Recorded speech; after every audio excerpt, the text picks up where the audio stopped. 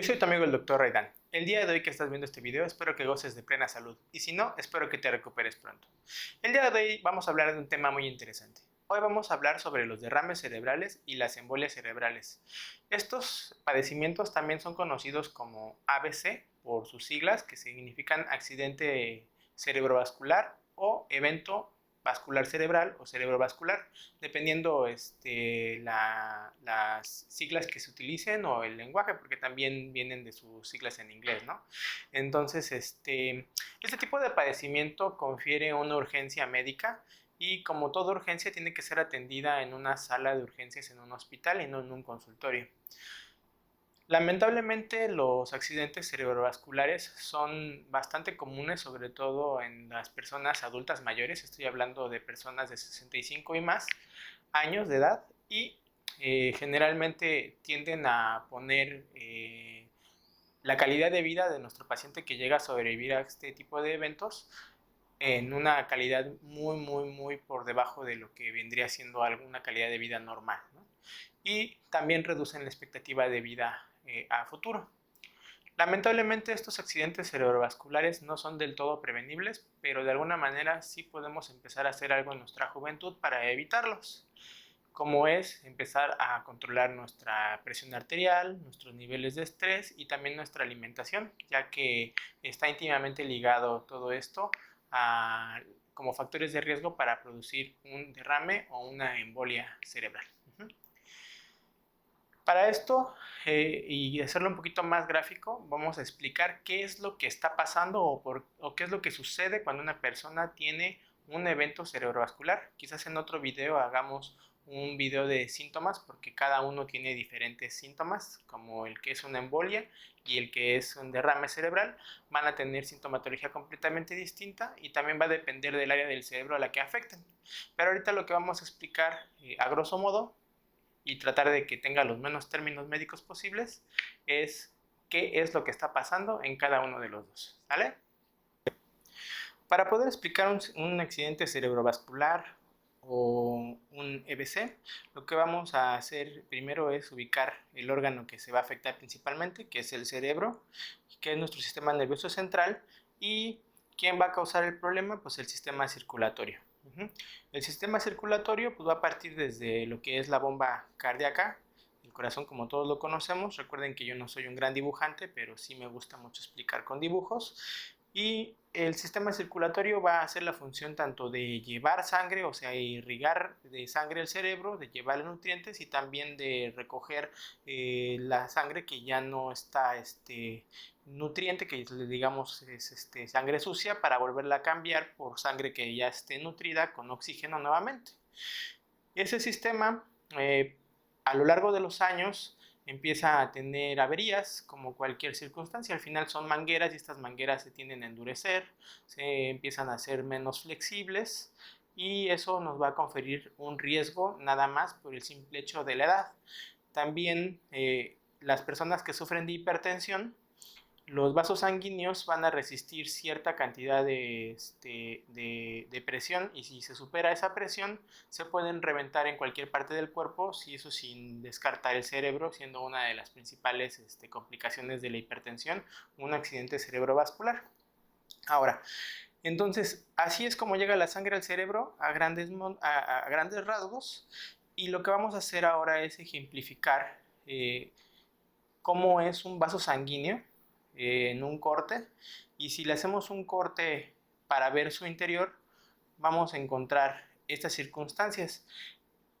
Las personas que tienen altos niveles de colesterol tienden a hacer colecciones de ateroma, o sea de grasa. Lo que te dice el doctor es que tiene esclerosis o están las venas con aterosclerosis, están endurecidas, y aparte de que están endurecidas tienen una colección de grasa dentro de la vena, del vaso sanguíneo, de la arteria, que impide el flujo de sangre a través del vaso sanguíneo, lo que va a impedir que toda la sangre que tiene que llegar al cerebro llegue adecuadamente. Como les decía, que las venas y las arterias tienen una condición, sobre todo las arterias, de vasoconstricción, o sea, lo que hacen es reducir su capacidad dependiendo de las necesidades del cuerpo. O sea, nosotros a veces vemos nuestras venas se dilatan más, nuestras arterias se dilatan más y a veces se hacen más delgadas. Y si eso llega a suceder y tenemos placas de ateroma, pues el flujo de sangre se va a interrumpir por completo, lo que nos va a condicionar un infarto cerebral o una probable embolia. ¿Por qué? Porque no está fluyendo sangre oxigenada hacia nuestro cerebro. De la misma manera que sucede esto, también puede ser que la placa de grasa se acumule en lugar de dentro del mismo vaso sanguíneo, bueno, sí dentro del vaso sanguíneo, pero no en sus paredes internas, sino en las paredes externas, que puede hacer que a la hora de que se suba la presión, se formen coágulos a la hora de que va pasando la sangre, se choca con este coágulo, con esta bola de grasa, ocasionando coágulos que van a tapar por completo la luz o el trayecto de este vaso sanguíneo, impidiendo otra vez que la sangre oxigenada llegue al cerebro. Eso es para ejemplificar qué es lo que pasa cuando tenemos una embolia cerebral o un infarto cerebral, que es muy distinto a lo que viene siendo un derrame. Porque en un derrame lo que sucede es que la vena arteria se rompe y tiene un derrame de sangre a través de las paredes y van a irritar el cerebro alrededor de donde se llega la sangre, ¿no? Y por eso, regresando a nuestro esquema del cerebro, lo que vamos a encontrar son diferentes circunstancias. Si a nuestro cerebro le deja de llegar sangre oxigenada, va a empezar a tener algo que nosotros médicamente llamamos isquemia, que significa la falta de oxigenación de una parte del cuerpo. Nosotros podemos producir esa isquemia en cualquier parte de nuestro cuerpo. Por ejemplo, si nos ponemos una ropa muy apretada o nos amarramos algo en el dedo, nuestro dedo empieza a sufrir isquemia, se empieza a poner morado. Y lo mismo empieza a suceder en el cerebro. Una vez que tenemos isquemia, esa isquemia puede revertirse o no, dependiendo del tiempo en el que podemos llegar a atender al paciente, pero si el tejido del cerebro se empieza a quedar mucho tiempo sin oxígeno, lo que va a suceder es que en lugar de tener una parte isquémica, vamos a tener una parte muerta, o como el médico le gusta decirle, una parte necrosada del cerebro. Y esa parte que se muere del cerebro ya no la podemos recuperar.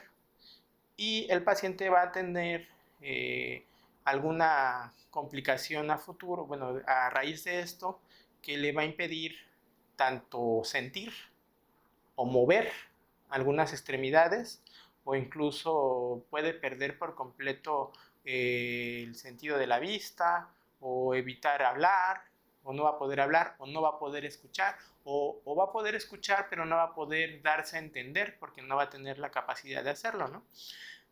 En cuanto a lo que viene siendo un derrame cerebral, lo que vemos aquí es cómo la sangre se derrama en el cerebro. Ahora les puedo decir que esto puede pasar tanto en lo que viene siendo en la parte interna del cerebro, porque también el cerebro tiene otras venas y arterias dentro del mismo, como puede suceder en la parte de arriba de la bóveda del cerebro, del cráneo, y coleccionarse la sangre, y esa colección de sangre también nos va a generar otras sintomatologías, porque lo que va a causar de alguna manera es presión, porque el coágulo empieza a ocupar una parte que el cerebro ocupaba normalmente y empieza a empujar, ¿no? Eso también nos va a generar otra sintomatología.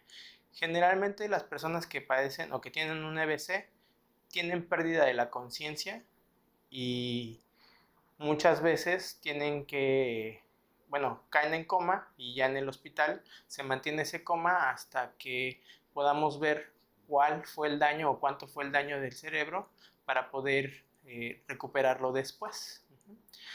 Entonces, esto es más o menos ejemplificado qué es lo que sucede o cuáles son las diferencias entre una embolia, un infarto cerebral, y un derrame cerebral o una hemorragia cerebrovascular. Y bueno, pues esto es a grandes rasgos qué es lo que está sucediendo en el cerebro de una persona que está teniendo o que tuvo una embolia o que tuvo un derrame cerebral, para que lo podamos entender y podamos saber qué es lo que le sucedió a nuestros pacientes y por qué razón van a quedar con ciertas secuelas que muchas veces lamentablemente llegan a ser fatales, pero en otras pues sí queda el paciente con alguna discapacidad, pero con terapia puede llegar a recuperar, quizás no al 100%, pero quizás un 70-80% su vida como la tenía antes. Claro que es una cuestión que no va a ser de la noche a la mañana, va a ser una cuestión de mucho tiempo, pero como les digo, vamos a hacer un video específico de los síntomas que se pueden presentar en un accidente cerebrovascular hemorrágico y un accidente cerebrovascular que sea por una causa de embolia o por ¿cómo se dice? Un infarto cerebral. Pero ahora ya sabemos qué es lo que está pasando cuando alguien tiene un infarto cerebral y cuando tiene un derrame cerebral, que técnicamente son lo mismo, pero no es igual. Esto es todo por el video de hoy. Recuerda, yo soy tu amigo el Dr. Raidan. Los datos sobre el video y todas las diferencias que hay las vamos a dejar en la caja de información del video, así como los medios de contacto si tú quieres hacerme alguna pregunta.